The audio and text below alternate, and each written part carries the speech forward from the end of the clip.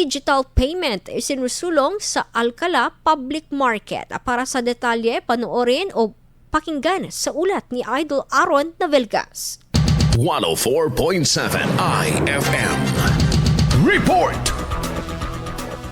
Isinusulong ang paggamit ng digital payment sa Alcala Public Market sa paglulunsad ng Palengke QRPH Plus bilang hakbang sa pagpapalawak ng cashless transactions at financial inclusion para sa mga tendero at mamimili. Sa pamamagitan ng programa, binibigyang kakayahan ang mga vendor na tumanggap ng cashless payments na naglalayong gawing mas maginhawa, ligtas at epesyente ang mga transaksyon. Kasabay ito ng pagsuporta ng lokal na pamahalaan sa paglago ng mga lokal na micro, small and medium enterprises.